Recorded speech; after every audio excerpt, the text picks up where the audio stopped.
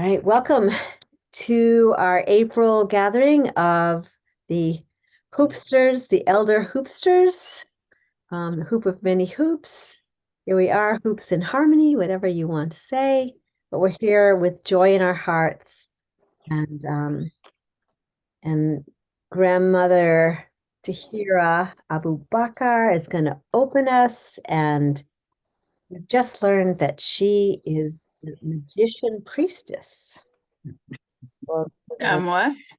you're the priestess, the I magician. am a priest. I am a priestess. I'm initiated in two sacred medicines. So I'm a priestess by birth, but I'm initiated in the medicine that I came to live All right. and bring into this lifetime. Hold on. So Oh, there we are. Okay, there we go. And I'm going to pass the eagle feather. The eagle feather decided to come in today and wave itself right over to you, Ia. I don't know why I say I'm leaving the meeting. I am not leaving the meeting. Why you say that? I don't understand. I do not understand that at all. Where are we? Oh God. Okay, sorry. Anyway, let's come into invite you into this container. And as you're coming in, just sort of dust the dust off, shake it off your shoulders, take your shoes off, and just breathe in this wonderful gathering as we come to sit around the hearth. Not learning anything new, but we came to remember what we forgot, grandmothers. So elders, we're here and we invite those ancestor spirits who really been sort of holding back and waiting for us to show up and invite them in. Because I'm told that the ancestors don't come until we invite them. So I think that we have arrived at a pivotal point in this churning that's going on the planet. That we're saying yes to you, ancestors. Yes, we invite you from the many directions. From the east, we invite you into the circle.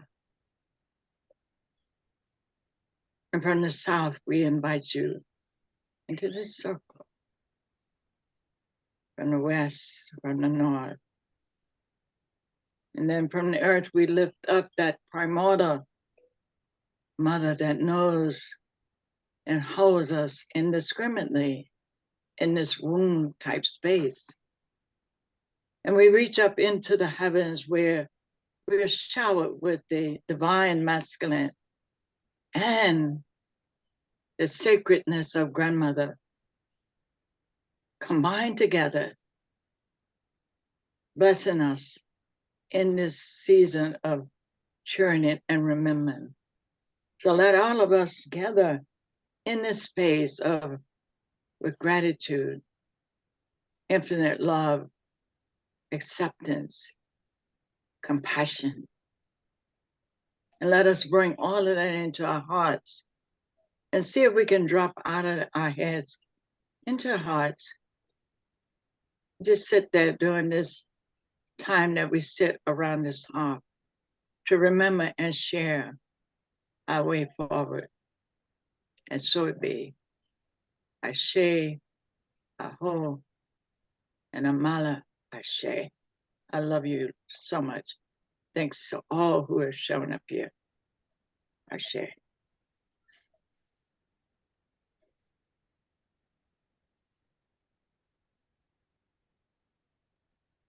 Back to you.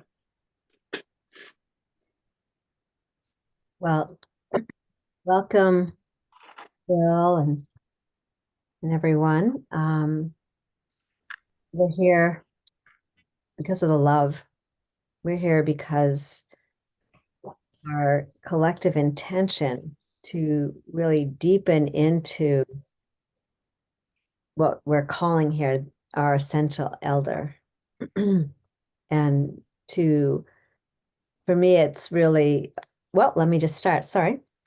I'm Shelley Darling, and I'm here on the in the Kennebec River Basin, which begins at Moosehead Lake and in the Sagadahoc County, and honor the ancestors of this place, the Wabanaki and Abenaki people, the Dawnlanders, people of the first land. With that, I pass the. And in terms of a check-in, I'm just really grateful to be here, to be coming from my new home. And yesterday, I went to the river for the very first time. It's really was the place where I got to was the dog park, the hugest dog park you've ever seen, but there's this amazing spot that's off to the side, and I could walk into the river, walk down to the river, and just read it. So with that, blessings from that river, and I'll pass the eagle talking feather today.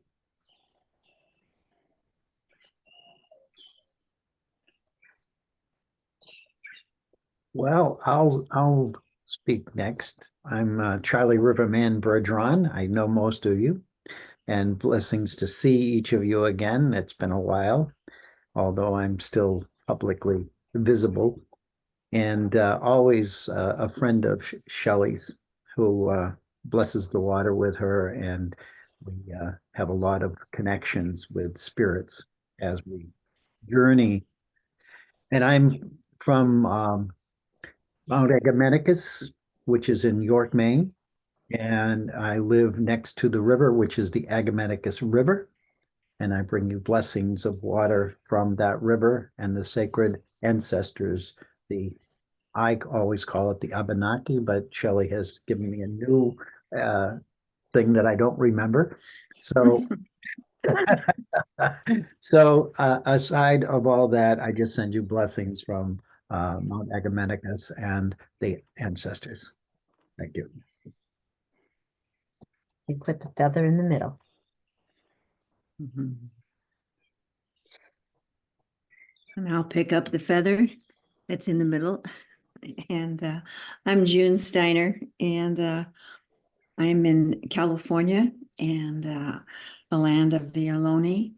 And my watershed comes from Lake Tahoe, and I'm close to the Pacific Ocean, blessed with mountains and streams and lakes all over. And I'm just here today to really sit within the beauty and the wisdom of the circle, and to share what it is that I think elderhood is about, and what forgiving the unforgivable really means to all of us. And so I'm looking forward to sharing and to learning and to opening. Thank you.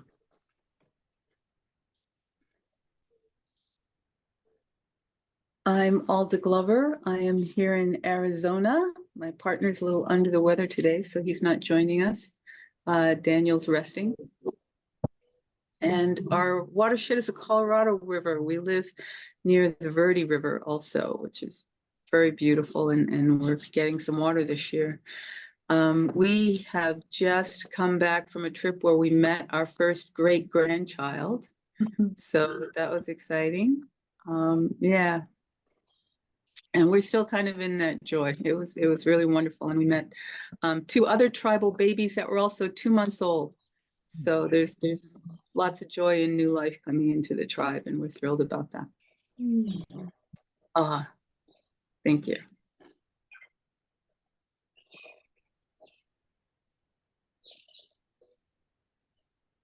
I'll pick up. Claudia Valdez here. I can also go by Ishbalam Kame. And today I'm coming to you from Chatham, Ontario, Canada. So I finally made it into Canada. I just crossed the border about an hour ago. My partner is just outside with a kind police officer that's helped us because we're having problems with the battery. The last stretch of the journey here. This is the watershed of the Thames River, which flows into Lake Erie. And this is the original homeland of the Ojibwe. And there might be one or two other as well, but I know that the Ojibwe were big in this area. So glad to be here with everyone, and I'll put the feather back in.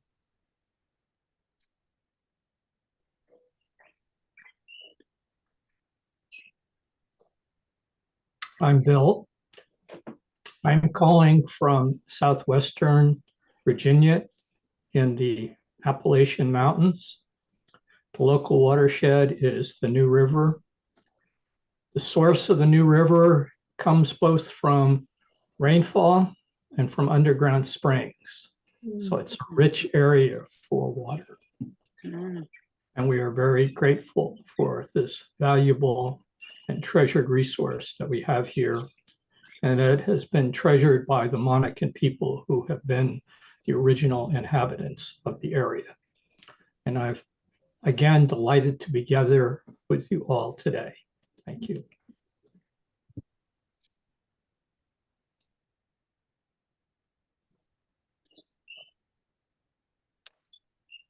Morning. We are a excited bunch today. Barely a breath. I'm very grateful to be here, calling in from the lower Cumberland Water Rivershed. Starts up in those ancient mountains, Appalachia and Virginia, and travels to the Mississippi. And I'm in that lower area. It's home to many, many gatherings, the Shawnee, the Cherokee, the Chickasaw, the Choctaw Creek. I've been doing some energetic work on the land, and everything is a flutter. So I'm just living in the flutter, and so glad to be here with everyone. And the new baby energy, love that, love that. Oh my gosh, thank you.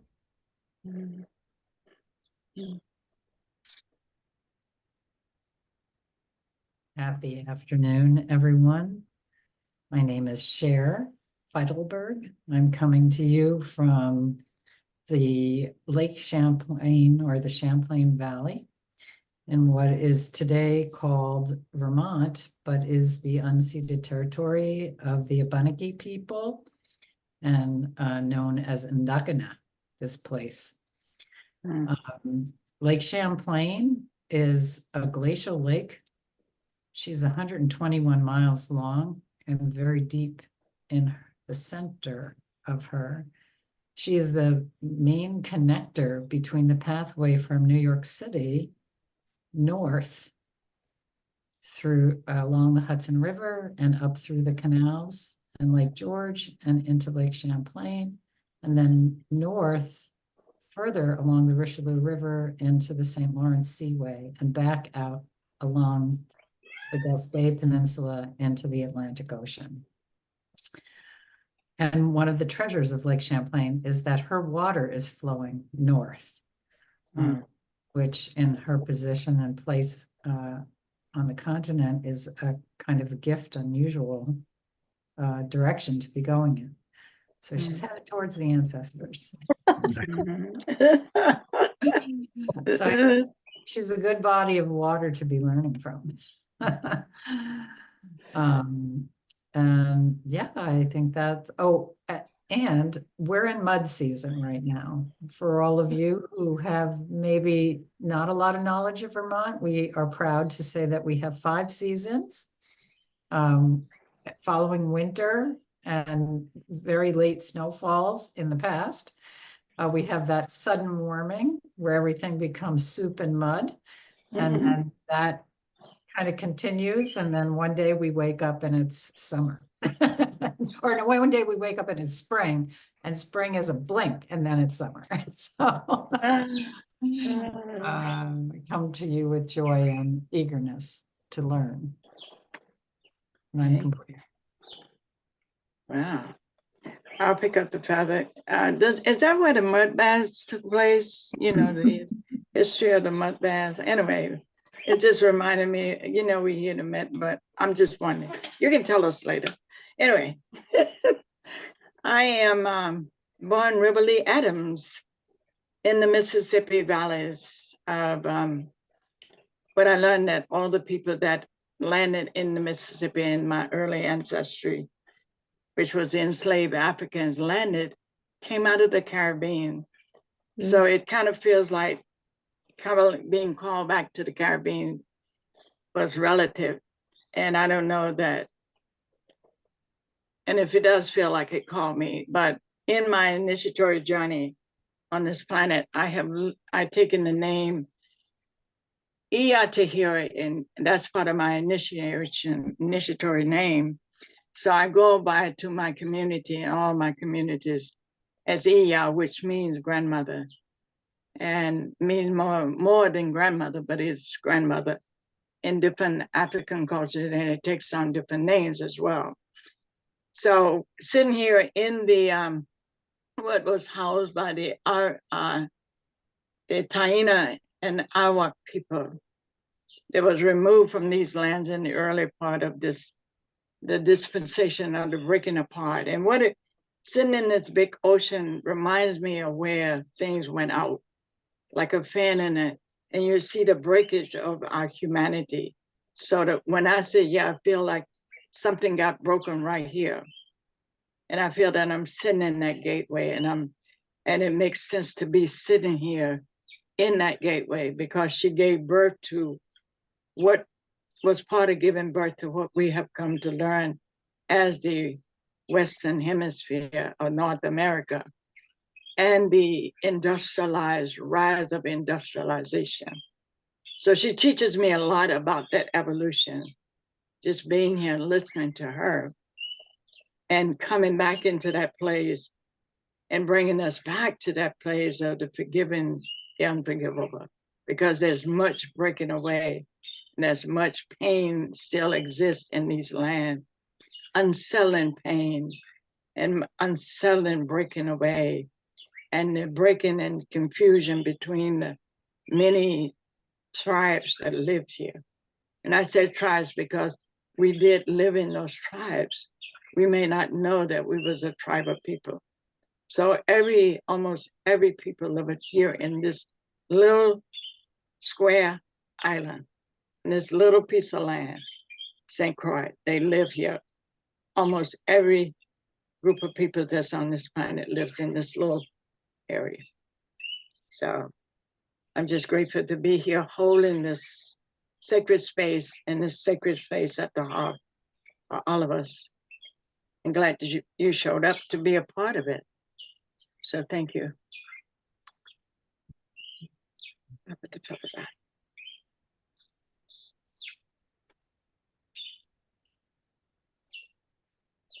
Yeah, do you want to open our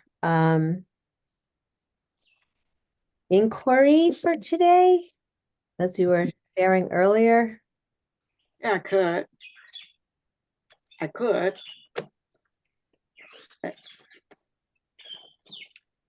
We're talking about the forgiving the unforgivable. And what I suggested is that we have a round to have people, each one of us, chime in. What does that mean to you, forgiving the unforgivable? And how does it play out in the world of where we are as the keepers of wisdom on this planet?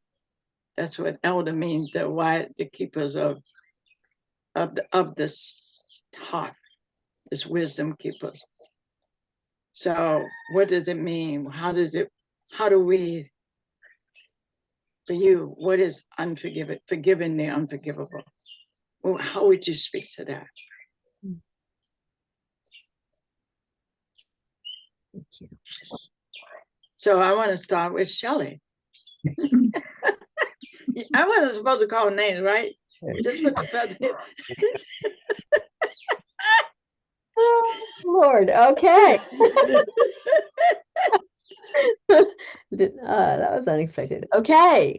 So, but my body went right there. Like I, my whole being was already considering the experience of a lifetime journey that I would say over the past 3 years, heading into the fourth year of really bringing that home. What is that in my world? And it lives every day. I don't know about all of you, but it lives every day with me, no matter what situation. I feel that how would I for me, forgiving the unforgivable reveal, when I'm willing to live in a world where there is zero blame for anything that's happening in my life, and I'm living my life from that really present place, that no matter who shows up, they're coming to me to be engaged in an experience of and I loved how you put that, a keeper of wisdom. Like, what does that mean to me? It in the past it meant that I was the teller of experience. I'm going to tell you what I know. Poor people, I'm really sorry. That came in contact with me for my whole life, because I know it, right? Because there was a part of me that wanted to really share my wisdom, because underlyingly I was carrying this core wound of, well, I'll just say it. I'm stupid, because that's what I grew up in, a world where, my mother worked with special needs kids, and she talked to me like this all the time. And it reflected on me that there was something, that I was handicapped on some level. So, and that's from a young place without a lot of, understanding. But at this point in my life, I feel that, you know, every person that I meet remembers me into the experience of the fullness of myself, which is meeting all those characters and situations and circumstances where I've held anything on, not necessarily on that person, but on a circumstance that is part of my remembering of, maybe you know and I think one of the things, when Ia brought this up earlier, I was thinking of, it would be really good, to share living examples, to be willing to be that transparent. In a sense, it's our bodies checking in with ourselves, wherever we felt pain, or wherever we feel like we've been rejected. Or, like, I like to go to the extreme, like I call my experience over the past 3 years modern day exile.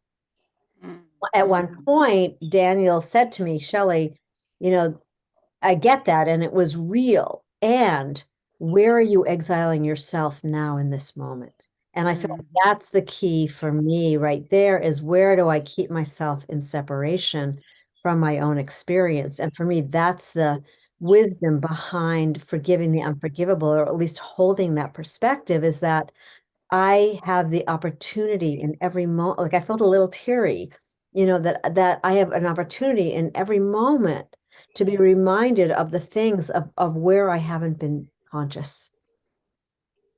And I think that's where I'll land it. So thank you. And I put this beautiful equal together in. I love that, Shelley. Thank you so much. Thank you. I'm not going to call anybody else. I'll allow the impulse to come to you, and you feel like picking the feather up. Just pick it up and, carry your story forward. Wait a minute, don't I get to call on somebody? Oh, you can. Shelley, I really, I just kind of got you. I don't know. You stuck out. Your nail stuck out to me. So, I'm not going to call anybody else. You can do whatever. If you want to pass it on to the next person, okay. I'm going to really tell you what's going on here. I'm going to tell everyone else. So she caught me eating a chocolate almond peanut butter cup when we got on. And so that was your, like. You going to tell them what I said to you? No. I put the feather down already. So in the presence of what I really love, what got shared, in the in the joy, in the eagerness to learn, I pass the feather forward. Share. I love you. I love you.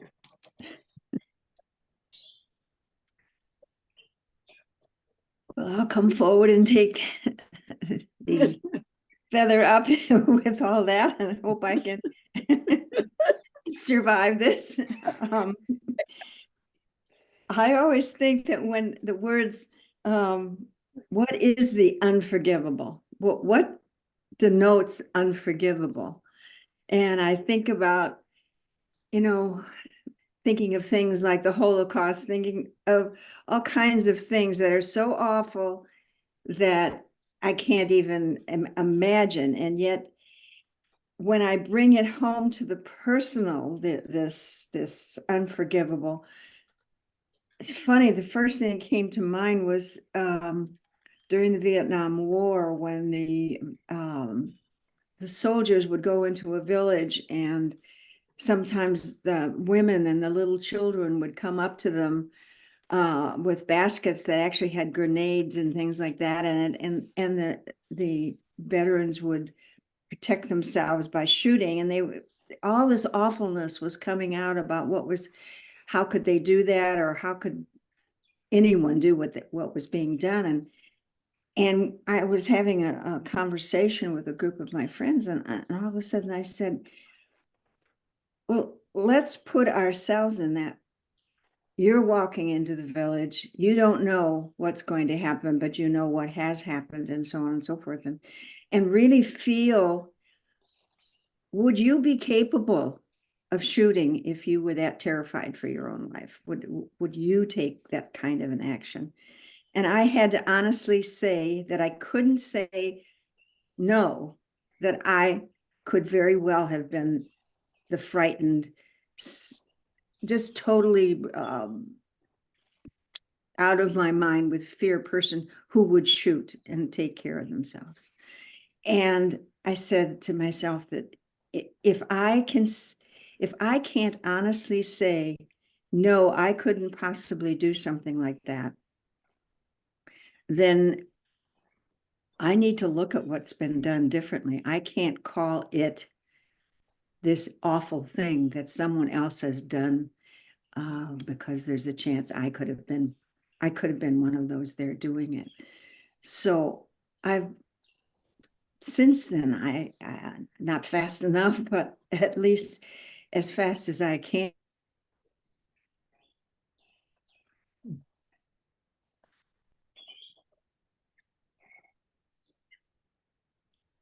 believe that certain things could have happened. And I have yet, to honestly find a place where I can say there is no way I could have been part of something like that.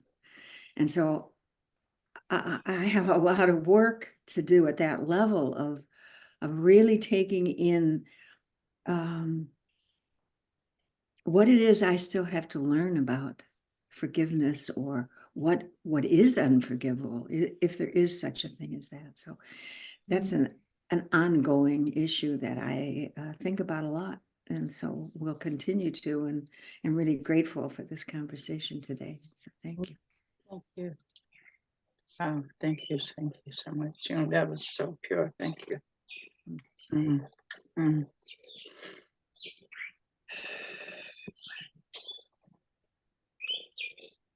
I will pick up the feather. This has been a question I've had to ask myself quite a bit over the last few years. I've believed in forgiving the unforgivable. I just didn't know if I was capable of it. And for a long time, the answer was no. When I was honest, the answer was no. If I thought of atrocities or horrific events, I felt like forgiving them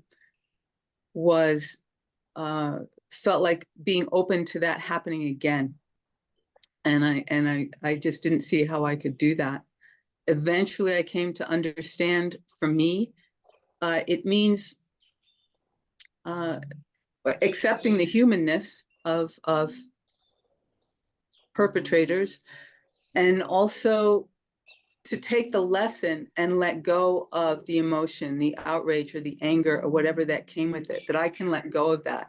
I can let go of any triggers or whatever that causes. I can let go of the fear, and I can let go of the anger, and I can live my life and make my decisions without reference to those events, without reference to any deep emotions, and still carry the lesson of it, to still understand that it happened as reality, and I can accept that without having to carry it forward. I can leave it behind and create a new reality and leave that in the past. And for me, that's what forgiving the unforgivable is, and to what I'm capable of doing with it. And with that, I'll put Feather back in the center. Thank you.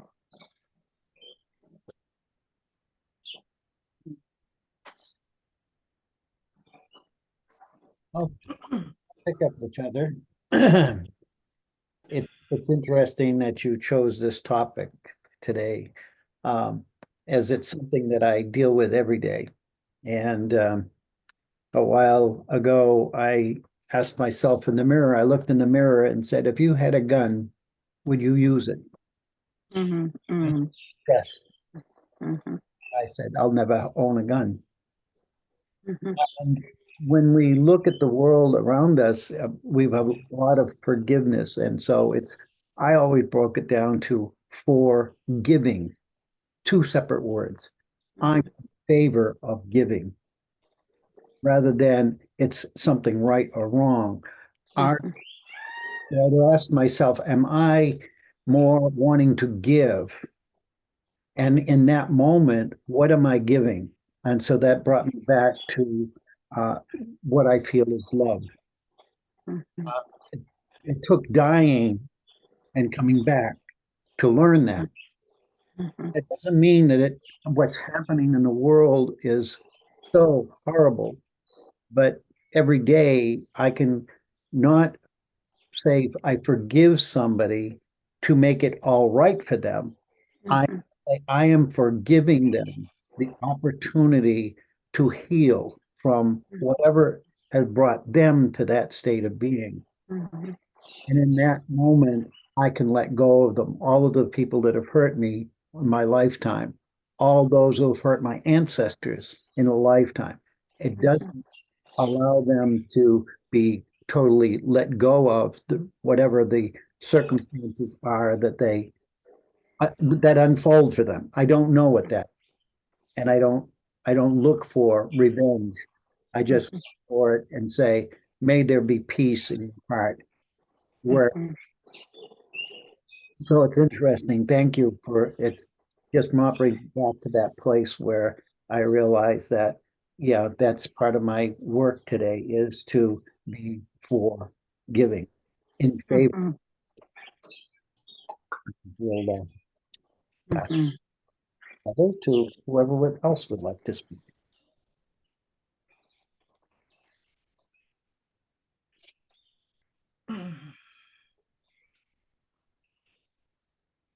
This has been a question, well, I guess anyone on this journey sits with on a regular basis. And one of the things that I remember as a child in terms of that original wounding was something about not being seen, not being heard. I was too little, I was too naive, I was too slow, I was too whatever. Or I wasn't enough, you're not big enough, you're not strong enough, you're not something enough. And it was the woods that saved me. It was going to the creek. It was going into the woods. It was talking to the trees and the turtles, salamanders. And that love of them, that unconditional love that they gave me, that I was able to tap into to understand what forgiveness could be. Unconditional love. I had none of that for my human family. Mm. And I went through so much of my life unable to forgive the unforgivable as it pertained to what humankind was doing. In that healing journey of forgiveness, had to start with me and forgiving myself, forgiving myself for the judgment, for the amount of time that I sat pointing my finger at somebody else. And it was in that forgiveness of myself that I began to understand what forgiveness even was. And so I think my step before forgiveness is non-judgment. I managed to get into a non-judgment. These are horrendous things that are happening, but I am not going to sit in judgment of them. I'm not quite ready for forgiveness, but I'm hearing you. Person who spoke before me, and I'm so sorry, I'm drawing a blank on the name. That forgiveness, that I can go beyond non-judgment to forgiving, being forgiving. Forgiveness, when I have felt it for someone else, was not something I did anything myself. It was a download. It was an experience of forgiveness where I could no longer hold that charge anymore. It just gone. So while I'm not letting go totally, I'm not discharging completely, I will say that I am well on my journey of non-judgment. Thank you.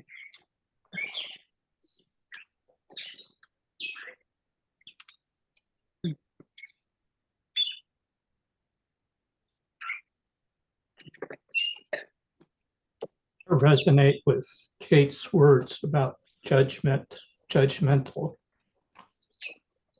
I think of growing up in this culture where one is always judged from the earliest days in school. And it keeps happening over and over and over. And so I find myself judging others. And so I think of that as being a hard part of forgiveness is forgiving oneself. But I remember a phrase from one of my teachers, which was to develop a culture of allowance, to be aware that we are all fragile, delicate, mistake-making human beings. And that when one is hurt, it is so easy to lash out. And I find that I lash out also when I felt I am being hurt. But from those things, I have found that there is a power, if it is possible to do, to share an apology with that person that I've hurt. Because it clears the air between us, clears that area within myself that I would otherwise carry with me into the future and find unforgivable. So that's, for me, one of the challenges is I've been culturally brought up to be judgmental, to always be critical of things. But I find it enlightening to be in the presence of open-hearted people who can share. I think of artists I've known who, if you go walking into a room with them, they can point out all sorts of wonderful things in the room that I might not otherwise see. Even in the simple hanging of drapes coming along the side of a window, the delicate folds in those curtains. What is there that is beautiful? What is there that is magnificent? So looking beyond just the judgment, to find wonder, delight, joy, opening the heart to peace, and opening the heart to love. Thank you. Mm.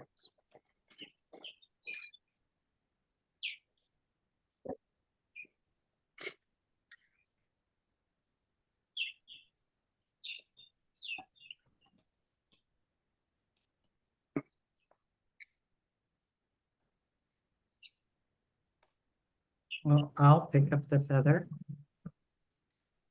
And I want to start by saying, by sharing my gratitude for being here today. Because part of forgiving the unforgiving is the opportunity to be in a circle like this and continue to learn.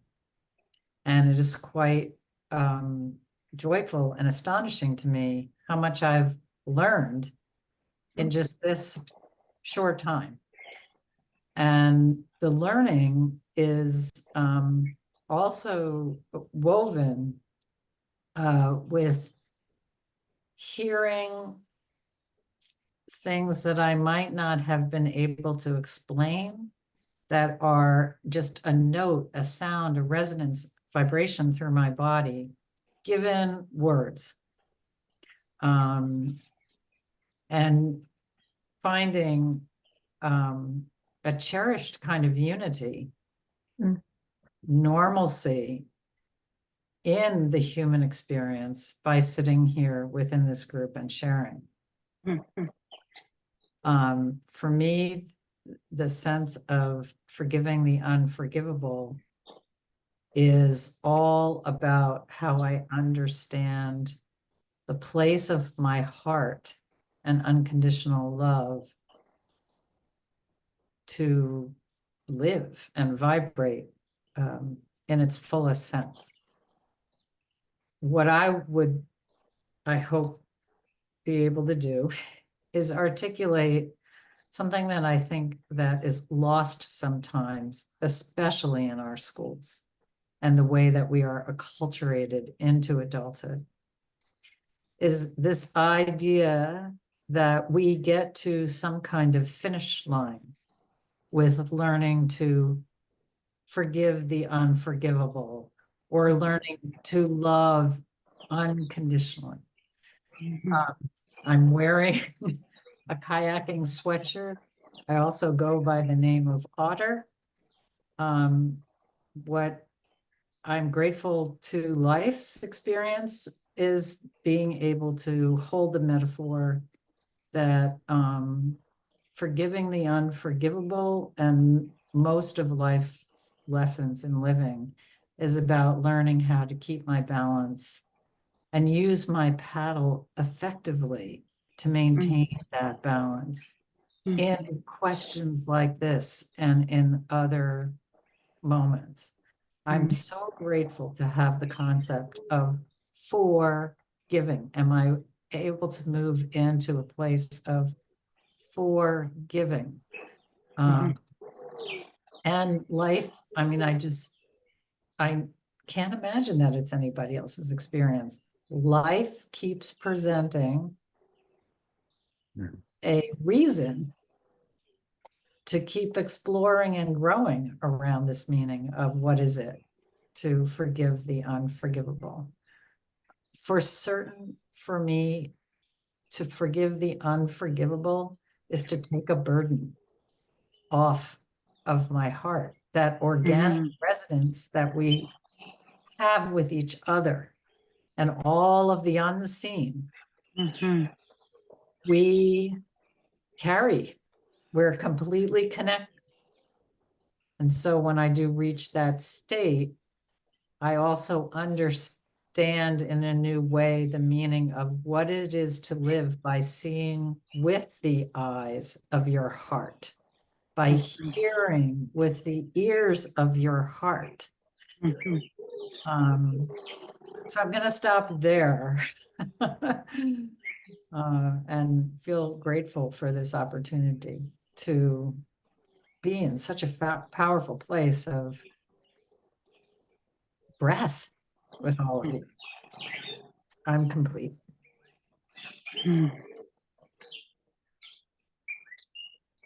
I don't know if Claudia is still here with us. I am. And we are on the road, so it's a little bit easier for my connection if I don't have my video on. I'm sorry about that. And No it's a little problem. loud, so I'm hoping that you can hear me. Yes, yes. Okay. I think it's total synchronicity, divine timing. Again, the way this question comes up. Talking about wisdom and the holder of wisdom and the keeper of wisdom today in the Mayan calendar. And I'm an initiated Ashki, so I do keep the Mayan calendar. And today it just happens to be the day that we call Achmak.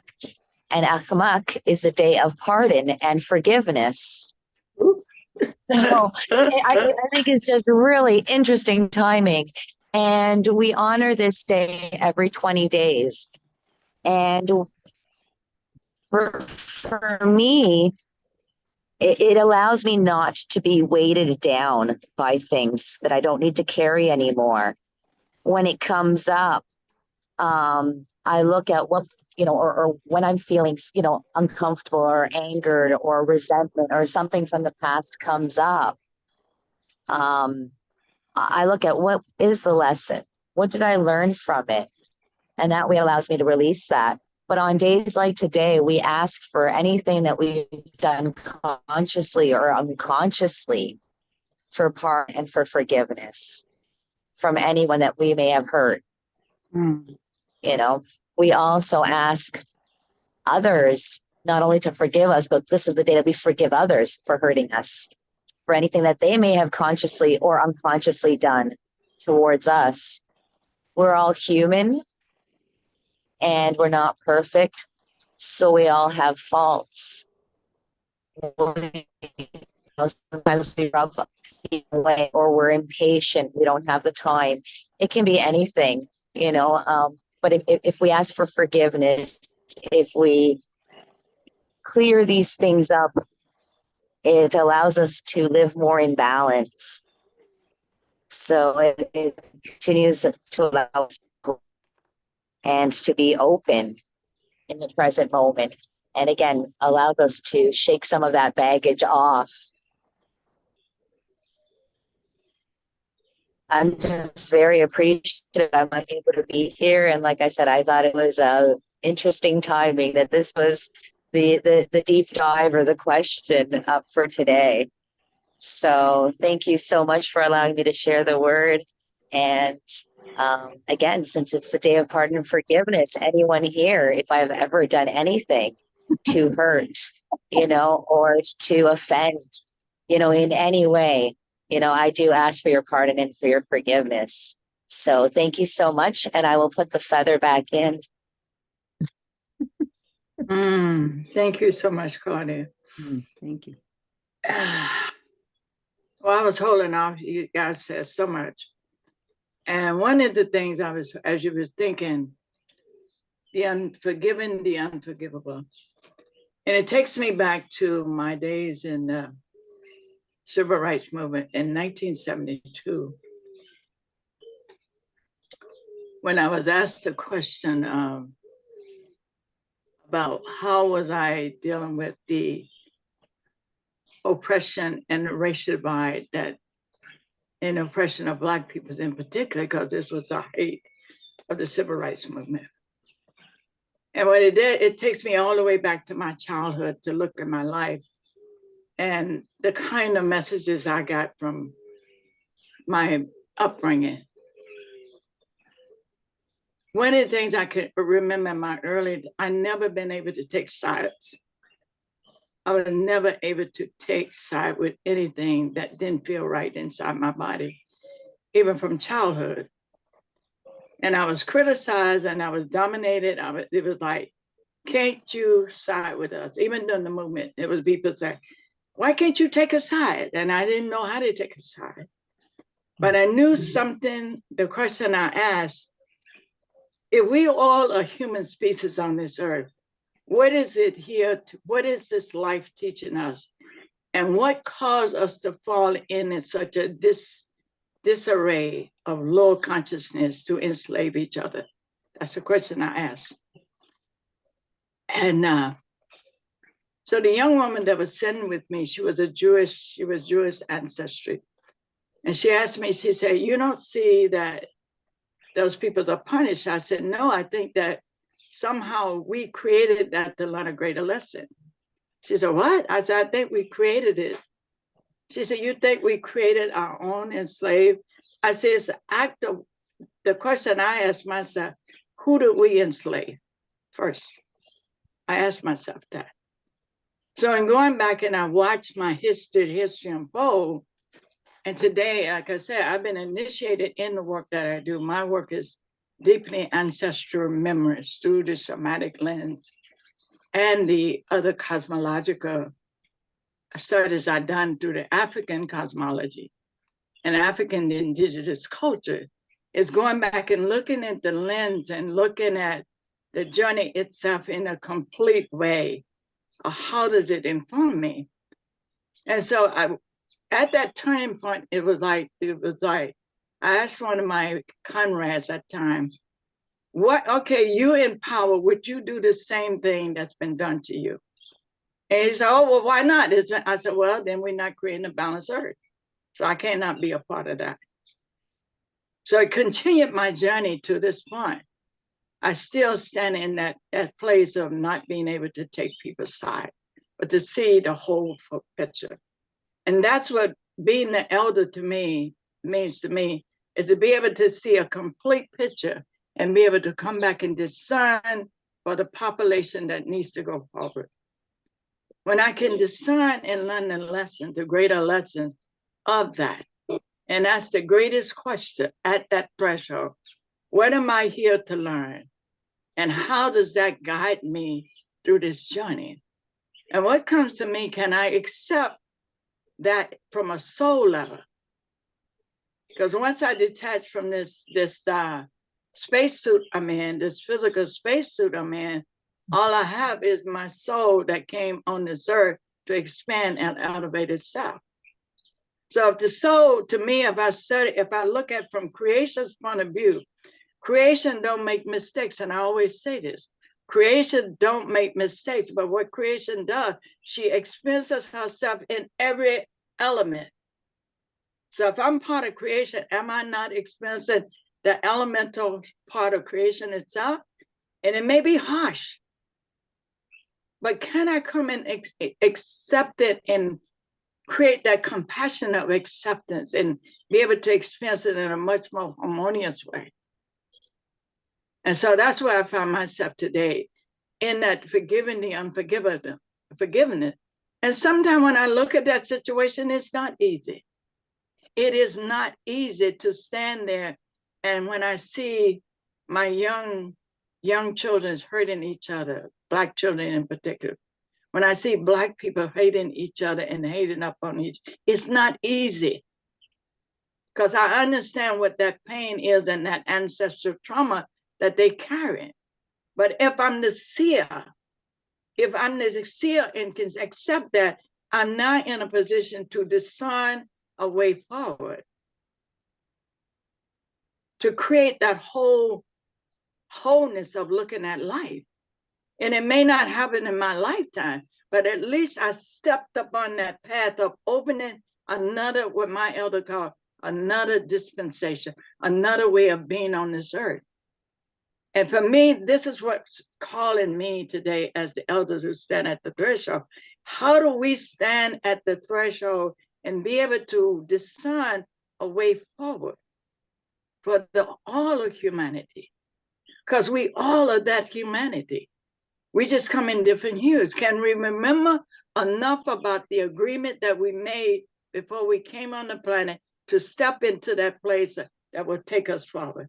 And I think that's when we went to the bottom and we fell to the bottom, we landed in that darkness. And that darkness was what we landed. Can we raise ourselves to a light force energy and really become that luminous light that will guide the way?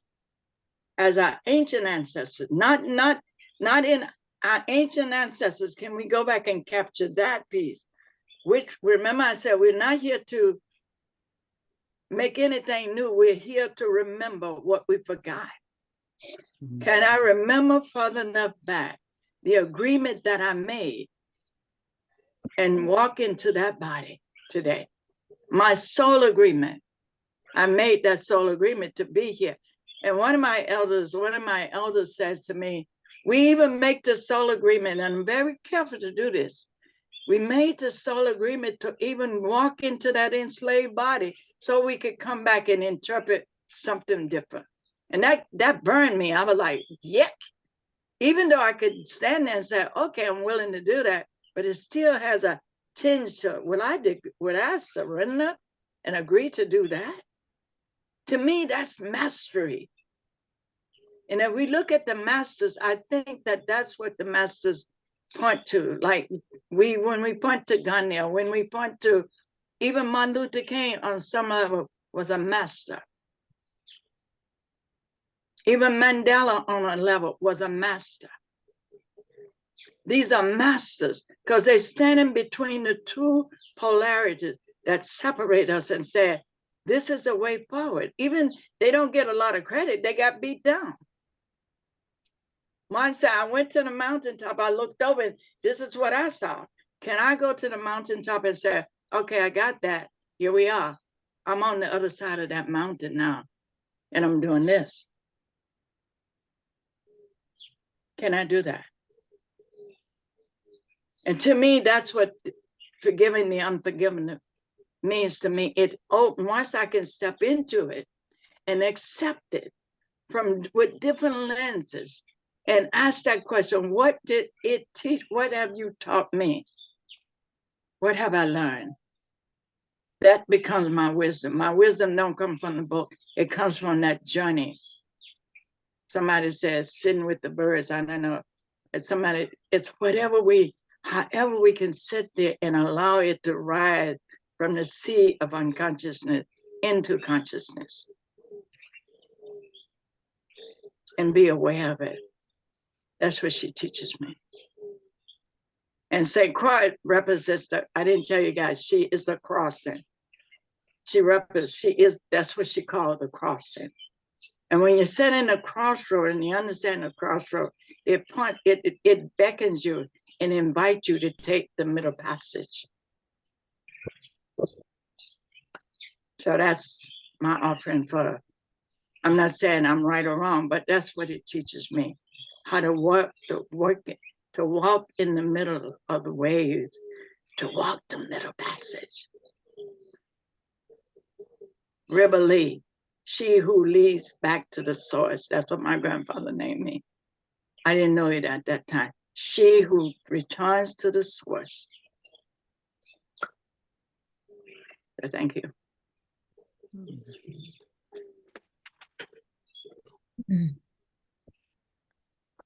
I'd like to do something at this moment, except for Claudia, because she's driving. Just I'd like to invite everyone to kind of stand up and just allow some, this is like really deep and movement when we're talking about water and deep integration. Sometimes we can do it from our chairs, but just to allow, I'm going to stand up anyway, and just to just allow our, just kind of start to notice where our body is and how is our body, because we're talking about these deep passages of life force and life energy, and just allow a little bit of breathing and stretching, feeling our feet and allowing ourselves to feel our toes and our fingers, and coming deep into the womb waters of our belly. So this energy that's moving can, in a sense, resolve itself not just through the head and even the heart, but the fullness of our whole body. And just start, allow a little bouncing on your toes, or just, and then slowing way, way, way, way, way down, micro movement. If we can feel that breath, that effulgent breath and energy force to fill every aspect of ourself, our bones, our fingertips, with just some energy, that where it might, just be aware of where it might be sticking, a little hard to hear. And just when you feel that energy start to fully integrate, just coming back and just bringing that energy of unconditional love that we've been talking about, so many of us, and bringing it back to the heart, calling in that elder wisdom, that wise elder fully into our being.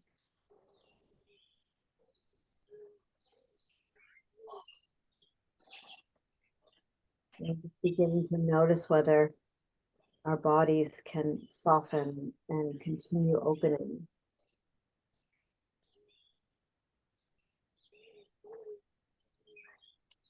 Just help on water, and feel that softening and that inner smile and that gentility, that generous sense of that forgiving as a fully somatic experience.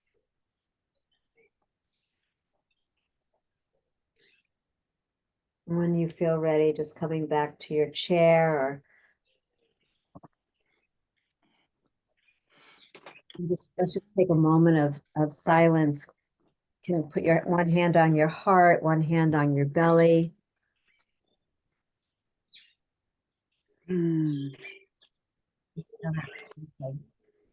Actual, the word that's coming to me is fertility, that sense of fertile ground for new information to lay, where those seeds can be planted and take root.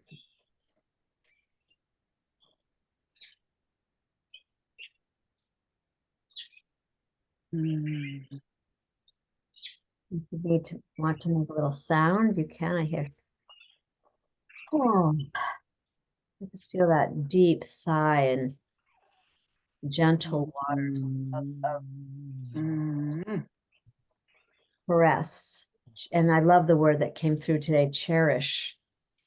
Sense of being cherished by the mother, by earth, by the fire, returning to the fire within.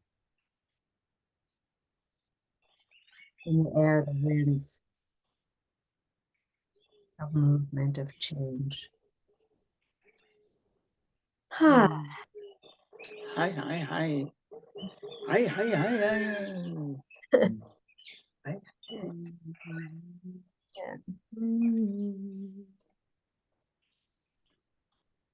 Hi. Oh, hi, hi, oh, hi, hi, oh, hi, hi, oh, hi, hi, oh, hi, hi, oh.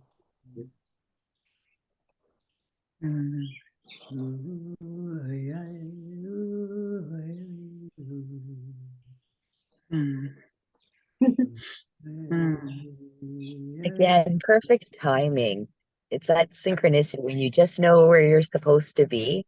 When you said, except for Claudia, because she's driving, it's funny because we just pulled in to a rest stop to get coffee and tea. So I'm thinking, oh no, I'm just going to sit still and have him go in. And it was like, oh, I can stand up and move around. So it was perfect timing. That's so Thank you. cool. Love it. It's happening more and more these days. I found that if once we clear more, I found that the clearing allows for that telepathic body to emerge forward in. As more and more, I have a client that's supposed to have an appointment tomorrow, right? So I went in meditation this morning. I'm thinking, when I come out the meditation, I'm going to call her. And guess what? She already texted me, asking me. I just texted, confirmed the appointment for tomorrow. I'm like, yes, yes. So we're getting better. We're going to be able to telepath across the world. Well, I just want to share something that I've been sort of aware of in this whole round and just listening to the beauty of being willing just to go through and into the waves of experience without trying to charge them or to overcome them or to, and I was thinking of how much on our planet and so many, and I own this myself, like, where we are putting out, that we are these masters or that that we have our unique skills and I can help you get through this right so fast, like I can take you to the other side. If you're feeling this, I can get you to the, like, and there's so much of that. And what I was kind of musing with was, wait, like, wow, what if the answer is really about just being in the wave motion of it without trying to overcome it or whatever we do, the things that we do as humans. And I think for me that this experience today is so much of that, like, and I, really just the learning, just the integration. We don't, just the embracement, and I think there's a real, it's like, so the way it was coming to was like, I just remembered was like, oh, I've got all these new codes. There's so many people talking about codes. I've got the code for this and the code for that. I was like, well, like maybe the code is just to be ourselves. Like stop focusing on all these looking for codes, or the next best, word I can use. Anyway, so it's just kind of an interesting perspective. And I want to say to myself, I love the inspiration of moving, of being like kelp, of breathing, continuing to breathe ourselves open so that we can, because sometimes we fill right up with so much incredible stuff, and just to continue breathing and opening myself so I can continually be that flowing river, which I'm just realizing, in terms of, from the headwaters, I'm not the belly. I'm sorry. to the delta, the belly, out to the ocean, like that it's a constant flow of frequency and energies. And my job is really just to really learn how to stay in love and stay in connection with this, really with the glory of life itself. And Right. glory includes the challenges, because when we reframe what a challenge is, and I think that's also the part of our eldership, is we're reframing that as something that's can be actually joyful, and I think that's really one of the things that the Hoop of Evolving Elders offers, is like our tendency to get so serious about these things, and that we can actually laugh and have jokes and overly love each other while going through all this, sticky mud, because it's mud season. Anyway. Oh, we could join and go there and do the mud bath. Yeah. So I put this feather in. May I pick it up? Of course. I'm just reminded of the balance, right? Not either or, both and. And while there is a prolific amount of energy of people wanting to get people from point A to point B and solve all your problems, there is a role for us, right? That's why we're here. That's why we do this work. And where would I be without my mentors, without my elders, to have held my hand through some of those turbulent times? And even just thinking of the word code, I'm not going to get too caught up in the semantics, but it's not a challenge, right? It's an unlocking. It's a way open, and remembering the freedom, remembering the expression of the words that we use, right? And sit in non-judgment of them. Thank you.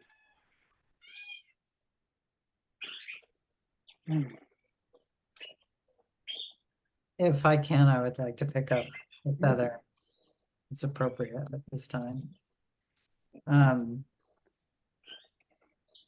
am a retired school teacher of many years. And I love it. I think, I don't want to use the word I think, that was misspoken, but it is an example of how quickly we go here and how that longest journey is from here to here to live here. We do have what I consider a crisis, which is how we are taking care of our children and how we are taking care of our elders. And the two are woven together in ways that I can't even really say that I completely understand. It's a impulse that as we move forward into creating a world of unity and peace prevailing throughout the world, that these are two significant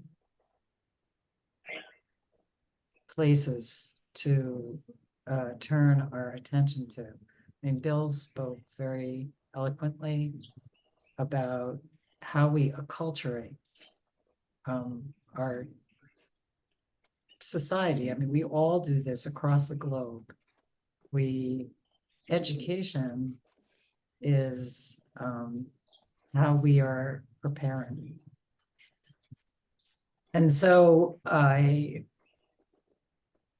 continue, even though I'm retired, to explore how it is we can shift back into what we understand as the most natural form of being birthed into this world. For me, we're birthed in pure, and we are what we are trying to achieve in our evolving eldership. We come in there. We come in pure, and then all of that shifts. And Don Miguel Ruiz is another one to have really talked about this acculturation in a way that masses can understand. I think that his work has helped to do that. But the way that I go back, we've talked about going back. If we go back and we really understand how children grew up in a village, they were in indigenous culture, which was prevalent throughout the globe. How some of my understanding was that they were not shamed. The eyes of the village were on them. There was an elder everywhere. Wherever they turned, there was an elder. And they were part of life as life was in the community. They weren't separate and relegated to a place. They were integrated our elders were integrated. Everybody had meaning and purpose and specialness. And I don't have answers for this. I feel the urgency of how we, because we live differently, and our children are in school so much, because we live differently, and our elders might be separated into communities that are isolated from all. To me, that is a place of calling that I believe our hearts across the world need to feel in order to rebalance in a sense of holiness, HOLINESS,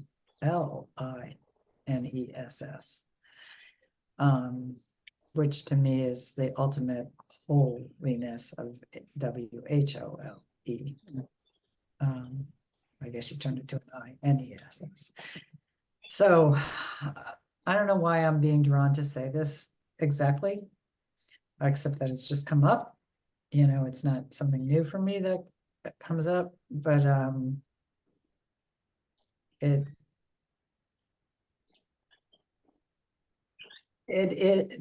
when I think about to forgive the unforgivable, until the word that's coming is gentle, our way of seeing childhood again, because childhood has been commoditized. Children are now in school making data points. So until we come back to a place where childhood is an expression of the soul voice that has been given through spirit, that soul that's agreed to come in and is embraced with unconditional love and joy and the ability to experience life in a basket that allows a loving weaving and integration. Not to say that things won't happen that cause growth, good, bad, hard, easy. All of those words feel inadequate in the greater picture of what my heart would say that looks like. We, as a society, as a humanity, will be looking for the balance that we're talking about standing in or swimming in or paddling in that just being. We've taken away the gift of just being in the way that we are educating it's almost I'm not going to come up with the word. We're compartmentalizing. We've compartmentalized the human experience. We've compartmentalized the environment in which we're allowing humanness to grow. And I'll stop there. So it's more than I can articulate. It's again, those waves that are coming through. And thank you for giving me an opportunity to start trying to find the words to help. I don't know that I have an answer. You know, I don't presume to have an answer, but maybe that's part of my wisdom keeping. So finding the words to hold the wisdom keeping and share. May I pick up? You. I'd love to pick up next. Father, may I? No, just do it. Thank you. Again, I love this conversation. And the more I look at when people come to me for the different therapies and stuff like that, over the last few years, I've really started to change my wording around certain things. And in how we assist. I try to look at myself and what I do now more as a midwife. You know, I'm not birthing every child, every person, every client, every you know, thing that people come to me for. I'm not the one having the child. I am supporting. I am helping guide, possibly. When we talk about codes, it made me laugh because we get on the internet and there's a password. You know, we go to the bank and there's a password. We go on to Zoom, there's a password. There's all these codes, and I can't remember my own codes, let alone having know the codes for everyone else. And I look at like bank codes, you know, all of us have different codes and passwords to get on to these things that I've just listed. And mine is very different from all of yours. So the only thing I can do is maybe help guide or support someone to get to the bank or to get to that site. But I don't necessarily have each individual code. So again, I've been trying to use more midwifing and supporting. I left my home February 8th. So that was 2.5 months ago. And I knew that my destination to some degree was Guatemala. And after that, my destination was going to be the gathering in Palenque. But in these 2.5 months, it's again reconfirmed and showed me that it is the journey.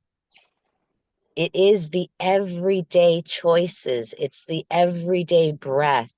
It's what I take in and what I do every day that made the whole entire journey what it is.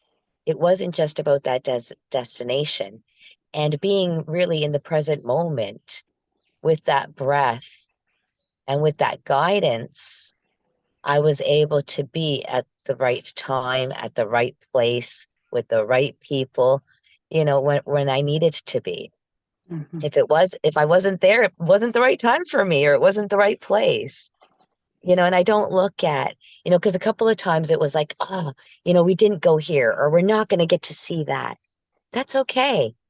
Because by not doing those things, I was able to do the other things that I did. So again, again, that perfect timing, the divine breath in that moment was very much highlighted to me every single day.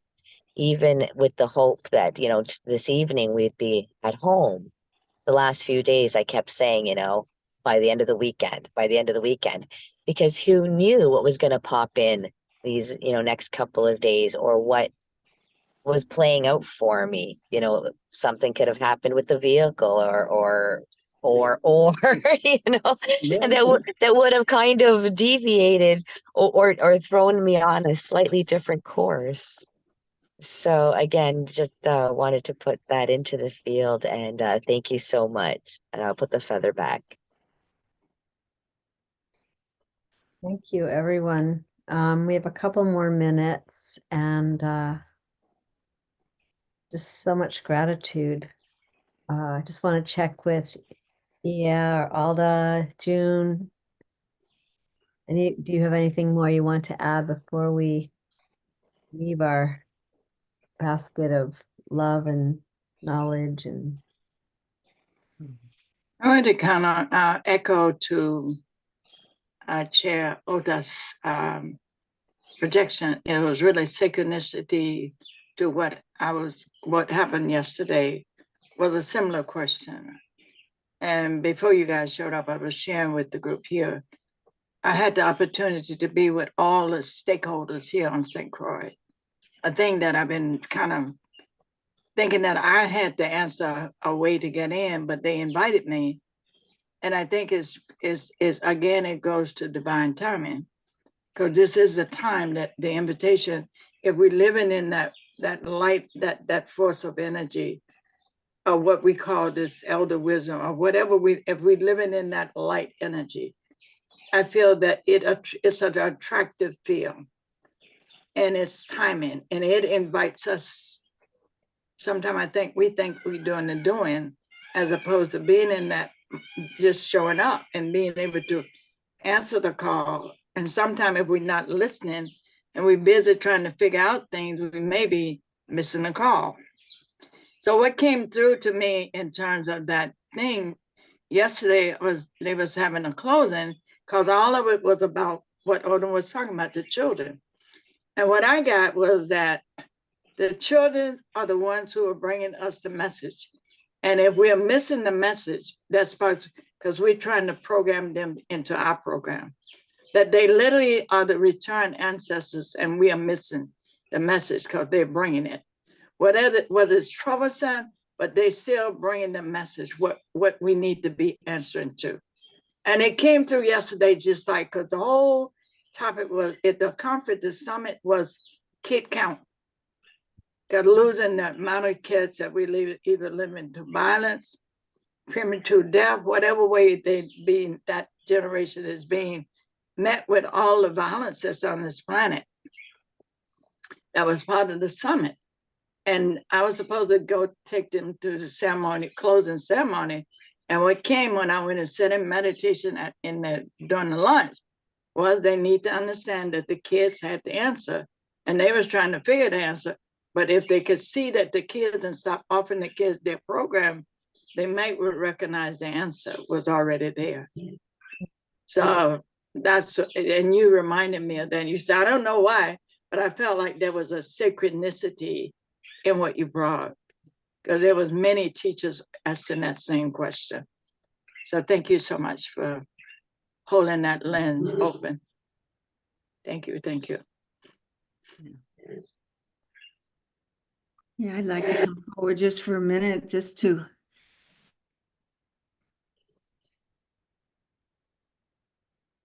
a lot of great grandchildren, a lot of grandchildren. And what I'm seeing, if I'm just present for them, what I'm seeing is something I've never seen before. There's a knowing, there is a heart, there's a brightness and an intelligence that is new in the human race right now, that is so powerful and so wanting to bring that to us. And you know, how can we sit and ask them for their intelligence, for what they know? So, because that's the only thing I believe is going to heal this world, is our willingness to give it back to the children, to let go of these unforgivable things we've done in these past years.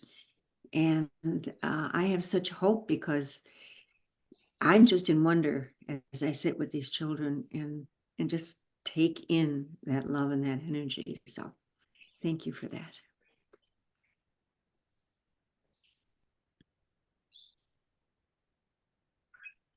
Alda, anything else? How would you like to close us out today? Well, she's copying Elder. Don't pay her no mind. She's copying now.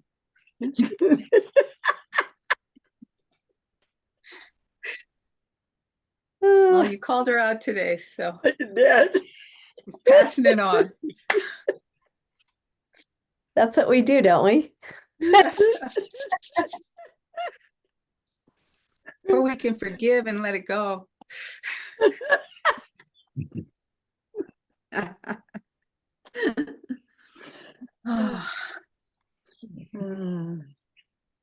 Oh, so grateful for this day and this gathering, and the intention of it and the synchronicity of it coming together with this group of people today at this time, sharing what needs to be heard. Oh, just want to gather that. All of us, we can gather that together and carry it with us in our peaceful baskets, and trusting and loving and moving forward with just that, the love and the willingness to forgive. And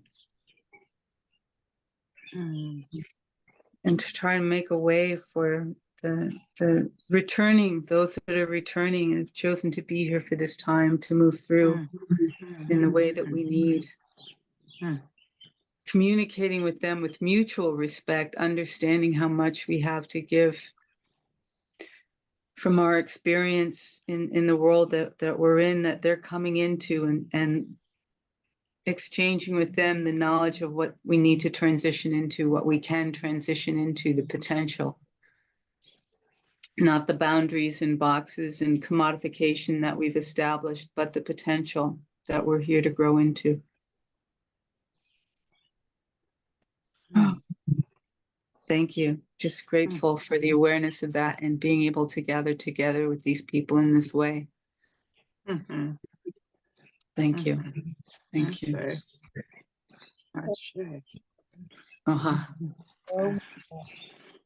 Please stay in touch. You can email responses to into the Hope of Elders, the Evolving Elders.